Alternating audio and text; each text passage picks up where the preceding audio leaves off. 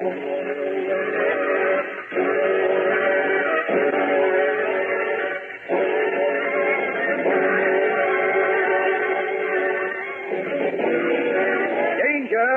with Granger. Watch it, Hank. Here he comes. Yeah. He's in the garage. Come on. Okay. Hurry up before he gets the motor going. Okay, fella. Hold it. Who are you? What do you want? Never mind. Move over. I'll drive. You'll do nothing of the kind. Get your hand away from that horn button or you get it. Right now. Very well. Get in back, Hank. Watch it. Okay. What are you two men after? I haven't got anything, just a few dollars in my wallet. Shut up. Okay, we'll get going.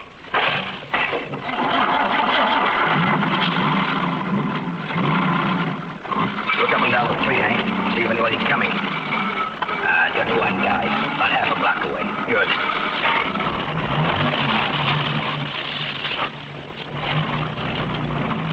That's pretty easy, huh, Hank?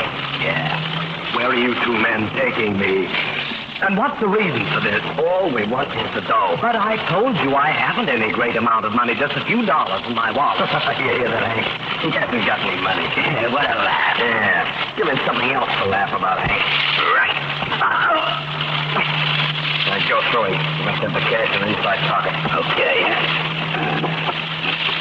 I got it. Well, but what are you going to do with him? Make sure he can't put the finger on it. This is Steve Granger, private detective, with a story about a body which was dropped practically under my nose and started me on a trail which ended at murder. In just a moment, I'll take you back to one of my most interesting cases.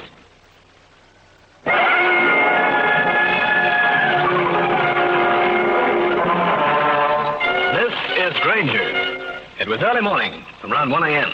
I'd been wheeling a rented car down one of Long Island's highways on my way back to Manhattan when my headlights suddenly went out. I pulled up at the side of the road and was checking the fuse when I heard it. The way the approaching car was being handled, I figured it was some nitwit with alcohol wearing brain juice. About 50 yards across the highway, the door of the speeding car opened and the body of a man came tumbling out.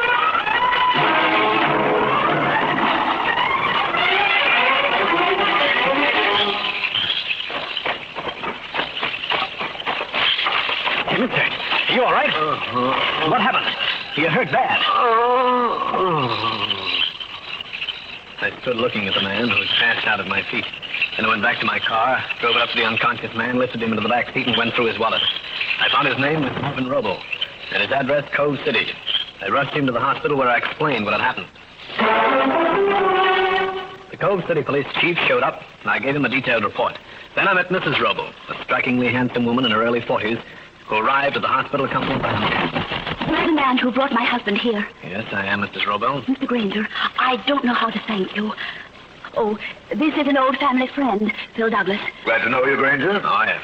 Phil, I wonder if you'd mind letting me speak to Mr. Granger privately for one moment. Not at all. I'll have a word with the police chief.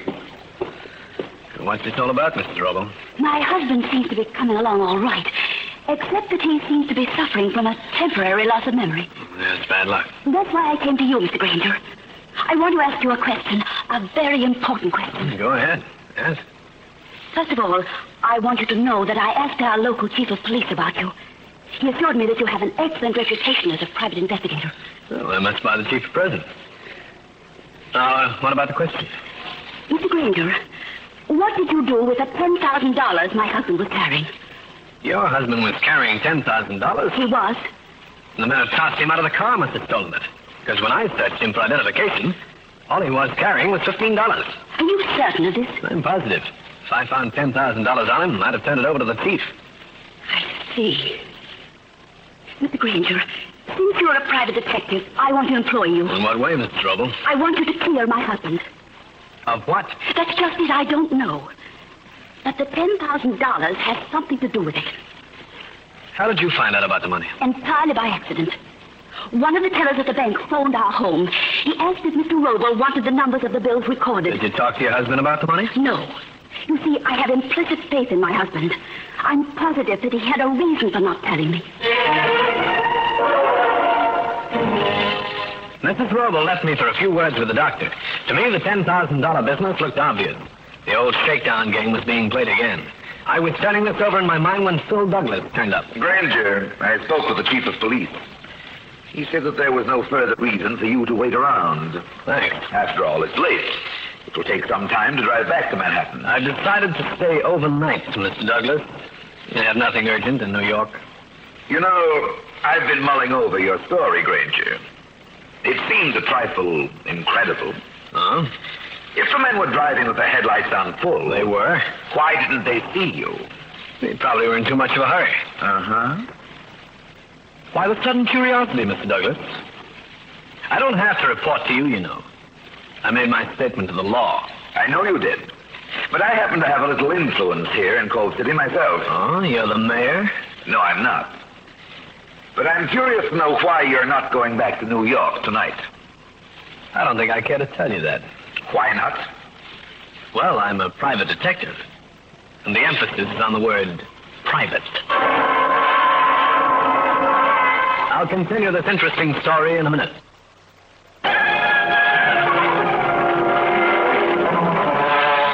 There was something in Mr. Phil Douglas's eye that gave me the impression I wasn't very popular with him. I didn't bother to say farewell. I just left the hospital and headed for the local newspaper. The editor proved to be a very cooperative character. Yes, what do you want to know, Granger? Just what is Mervyn Roble's position in the community? Well, he's quite a pal behind the throne. Also, he owns the Roble Tool Company. It's Cold City's biggest outfit. Uh-huh. What can you tell me about a man named Phil Douglas? Douglas, local politician, but a nice guy. Why? He acted like he didn't want me around. Oh, don't mind that. He resents anyone who might get more attention than he does. What's he do, besides be a politician? Well, he's got enterprises, filling stations, lends a little money occasionally. Would there be any reason for a beef between Roble and Douglas? Well, they're very good friends.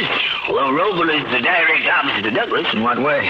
Well, Roble is a crusader. It's a standing joke between the two men. You see, we have a local roadhouse a short way out of town, the Dunes.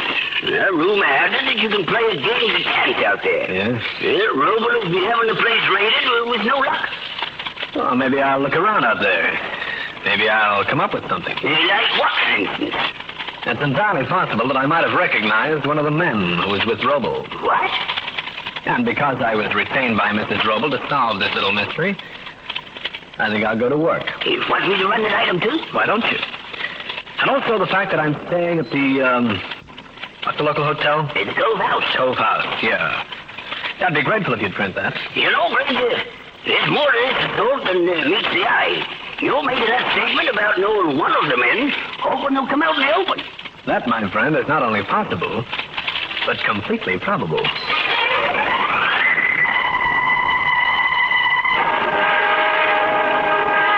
The editor furnished me with a description of Roble's car. Then I went looking for the Cove House. It was a typical suburban hotel. I got myself a room, got on the phone, and talked to the New York Police Department, giving them the description of the car and a few facts. Then I sailed for 8 hours of repose.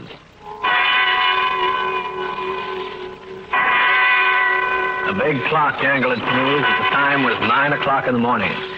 Got myself showered, dressed, was about to leave when the phone rang. Hello? This is Mrs. Roble, Mr. Granger. I just read the morning paper. It says that you recognize one of the men who were in my husband's car. I know it does. Why didn't you tell me that last night? Mrs. Roble, there's a reason for that statement being in the paper. I'll tell you why when the time rolls around. Now tell me, how is your husband? He seems to be coming along all right. His pulse is normal. The doctor's taking care of the bruises. But he still hasn't said a word. The doctor give any reason for that? No, he's puzzled about it, too. Yeah, okay, Mrs. Roble. I'll check back with you later. Goodbye. Yeah, I wonder who that is. All right, monkey, put up those hands. Is this any way to say good morning? Shut up. Go through him, Hank. Get his gun. Right. I got it. Yeah, come on, you. We're going places.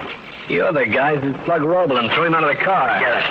I thought that item in the paper would smoke you gophers out of your hole. Get going. Down the back stairs. Over that way. What makes you think you're going to get away with it? Let me worry about that monkey. What's wrong?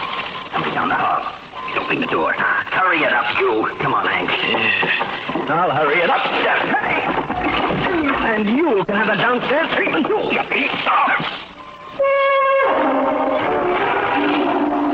I bent over and thrown the bigger of the two men over my shoulder and down the steps. The smaller man, Hank, had been too quick for me. Slugged me with my own gun. As I staggered the steps, I just glimpsed Hank helping his pal up and out the back door. I was suffering from a sore skull, but at least I hadn't been snatched. I remembered a bar next door and went there, feeling that a little medicine down my abdomen way would alleviate the piston knock in my head. The bar was deserted except for a blonde nuzzling a beer. I ordered the same thing, and she spoke to me. You look like you'd had a rough time. My head met something coming the other way. Too bad. Next time, learn to duck. I intend to. I haven't seen you around town before. Nope. From New York? Yeah? I seem to remember you from someplace. You from New York? Now I remember. You're the private eye, Steve Granger. Charmed, I'm sure. I'm Fran Draper. You staying in Cove City for a while? Yeah. How's the nightlife around here? I know a spot you might enjoy. It's out of town a ways. It's called the Dunes. The Dunes, eh? What's it like? No, not good, not bad. Like to go there? I might. Tonight? Why not? Make it 90. I'm staying at the hotel. Okay. Call her? With pleasure.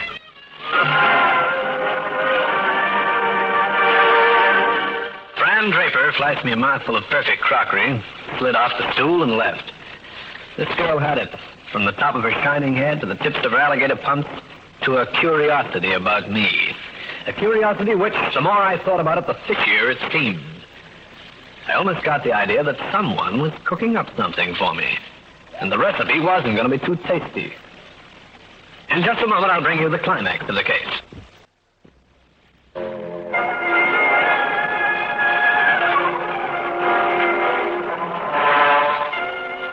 I sat there in the bar, finishing my beer and trying to make sense out of the situation. Then I went back to the Cove House to find a message that the New York police had picked up Mervyn Robles' car. I made my way back to the big city and stopped off first at Cal Hendricks' place and gave him the details. Robbery, assault, attempted kidnapping. Say, that's quite a story, Steve. My editor's going to like it. Well, before he gets it, you're going to have to give me a little assistance. How's that? I want you to come down to police headquarters, which found Mervyn Robles' car. I figured I could use your eagle eye on it. For a story like that, you can not only use my eye, but also my nose. Don't tell me, I get it. From Nosetown to Bloodhound.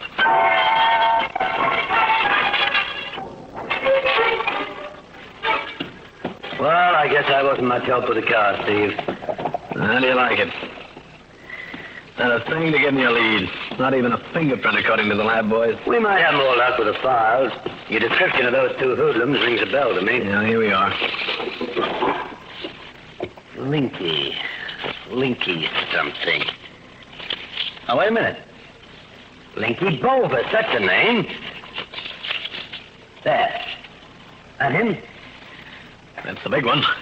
His pal was called Hank. Hank Carlson. Yeah, it's here, note on the bottom. They've worked as a team for years. Uh-huh. There he is. Well, at least I know something about my two friends. Oh, just the same, they're just a pair of cheap arms. The real man must be higher up. You can say that again. Why? Didn't you hear me? I dropped Cal off at his place and turned my car's nose in the direction of Cove City again. I called into the hospital to inquire about Mervyn Roble, but he was still in a state of shock and loss of memory. Then I prepared to pick up Fran Draper for my promised view of Cove City's nightlife. The Dunes was a combination of smoke and semi-hysteria. The orchestra consisted of one piano and a smooth-talking waiter deposited the blonde and me in a booth. You like it here? It's quite a spot. Yeah, quite a spot. Care to dance? Oh, not yet. That's all. Well, whatever you say. How about taking off your coat? Oh, not yet. Wait till I get warm. Get warm? In Here? Where do you usually live? Inside a furnace? What are you looking at? Oh, nothing. Nothing at all. That's a lot of nothing. Mr. Phil Douglas is quite a hunk of human. I think I will take this coat off. No, you don't. Button that up. What are you trying to pull? I'm going to fix you, Mr. Granger. Oh, are you?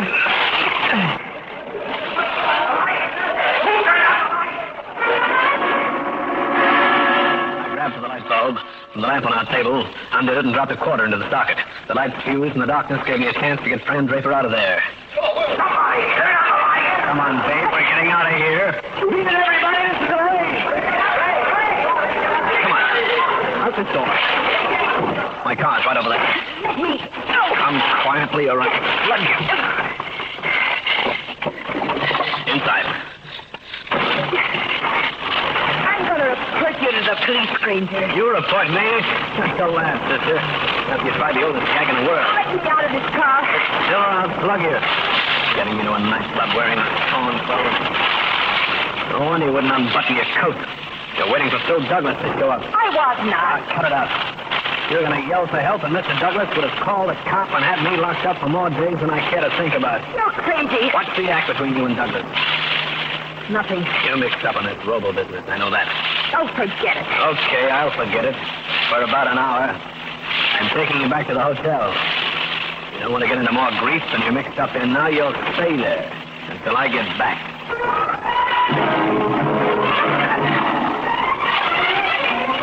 I dropped Fran Draper out of the hotel. She strutted into the lobby and got lost. I drove out to the hospital with a trick in mind. If it worked, I'd have the robo case wrapped up like a bundle of lettuce. The nurse admitted me to Robo's room. Mr. Robo. Mr. Robo. All right, Robo. You might be fooling the doctors, but you're not kidding me. Open those eyes and talk. Who are you? I'm Steve Granger, the man who found you. Brought you here. I was retained by your wife to find out about the missing $10,000. She knows about that? She does. Now, why the faking about being unconscious? Afraid to answer questions? Yes. If you'd talked when I first brought you here, I'd have this matter cleaned up. Now, tell me about the 10 grand. Did 2 men get it? Yes. There was a shakedown going on, wasn't there? What kind of a shake was it? Blackmail?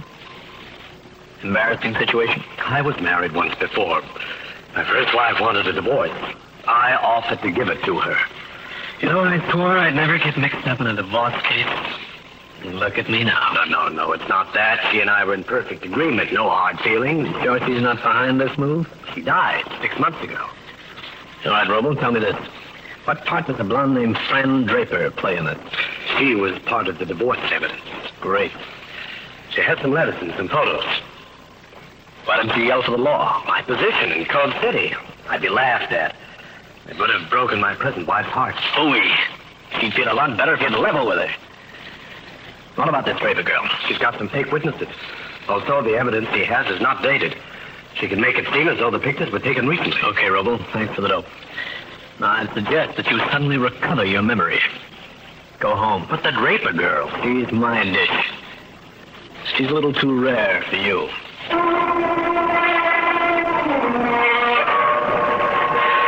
I nodded so long to Mervyn Roble and mulled the whole sorry affair over in my mind on the way back to the hotel. It'd be easy to throw a scare into the Draper girl and get back the pictures and letters. But getting the 10,000 from the 2 mugs, that would be another story. As I rapped on Fran Draper's door, it swung inward, and I realized that it had been open all the time. I moved inside, feeling for a light switch because the shades were drawn. The girl would pull no more strings. She was lying on her back in the middle of a mussed-up bed. There were purple marks around her white neck. The killer had done it by strangling. So you came back. Don't reach for anything, Douglas. What are you doing here? You killed her after you brought her back here. You grabbed her around the throat and strangled her. No, you don't, Douglas. I've got an alibi. I've been up seeing a man you should be interested in. Mervyn Roble. Don't pull that. You'll never get away with it. I think I will. Roble will be glad to testify. So will the clerk downstairs. He saw me come up not more than 2 minutes ago. I don't believe you, Granger. I'm calling the police. Quiet. Somebody's coming. Well, what are you gonna do, Linky? We're going to get the blackmail pictures, Dane Scott. Then we can stick that robo for another 10,000. Well, how can you do that? We dumped him out of the car. You should read the papers, Hank. He's alive. Okay, boys, come right in. Hey, it's Granger. That's right, Hank. You want us to, Linky? No. Turn your back to me. Face the wall. What is that? That means all three of you. You too, Douglas. What? Why, don't be ridiculous, Granger. Turn. I'll just disable you three, boys. Then we can get underway. You'll regret this, Granger, I warn you. Yeah? Now turn around again. You, Mr. Douglas. What's wrong with your shirt? Nothing. Looks like it's got a lot of starch in it. Or else you're carrying a little, contraband in there. Come here. I thought so. The letters and pictures Fran Draper was holding on the robo. I was going to turn them over to the police for evidence. You were? Linky, take a look at the girl on the bed. Yeah. Hey, that's Fran. She's dead. Yes, and now I know who killed her. You too. Granger and I heard what you said as you came in. Hey, it's a lie. We got a pin no murder rap on us. Listen to them, trying to save their skin. Sure they are, Douglas. The way I get it is that Fran Draper came to Cove City to blackmail Robo. He found out that you weren't as big a friend of Robo's as you pretended. You and Fran got together. I never saw her before. And that's why it was so simple for her to set up that frame up at the dunes tonight? Oh, no. You two were partners. Can you prove that? I can try. Linky, Douglas hired you to meet Robo, get the blackmail money, didn't he? Yeah, sure he did. Thanks. But you and Hank got ideas. You double-crossed Douglas and Fran Draper. You took the dough for yourself. We didn't kill her. Of course you're dead. That's why you were carrying the incriminating pictures and letters inside your shirt, eh, Douglas? Oh. When you found out that I took the Draper girl away from the dunes, you got scared. You thought she might spill the truth about you. They came here, not me. Sure, but they didn't have murder in mind, Douglas. All they wanted was the blackmail stuff, so they could make a pitch for another 10,000. But you got here ahead of them. You must have, because you have that evidence. You killed Fran Draper. Are you mad? Then how did you know she'd been strangled when you haven't been close enough to see her neck? Why, you... Don't try it, Douglas.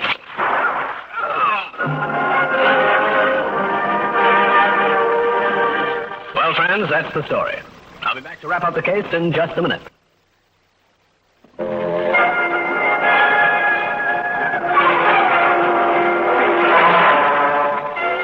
I shot Phil Douglas through the arm. Then I took him and the two mugs down to Cove City Police Headquarters and told my story to an amazed and thoroughly riled chief of police. After the mugs answered a few questions and were locked up, I went back to the hospital, where Mervyn Roble had amazingly recovered his power of speech. Oh, it's over, Granger. Yeah, most certainly is. We don't know how to say thank you, Mr. Granger. Save that for later. First, here's the blackmail material. And I hope you tell Mrs. Roble the whole story. He already has, Mr. Granger. $10,000 is being held by the police department. You're certain of getting it back since the bank teller kept a record of the serial numbers. Oh, that's wonderful. And now let's talk about you. Her fee is normal under these circumstances, I understand. Well, I'd like to blush and say no, but this happens to be my business. Fine, I'm glad to see you are not affected by false modesty. I shall send you a check in the amount of $1,000. That's 10% of what I've been saved by you. Oh, thank you. I won't send you the receipt, but I will leave you one idea. What's that? Next time, tell the cops or the wife. Mr. Granger. What? There shall be no next time. Fine. The wise guy who doesn't make the same mistake twice.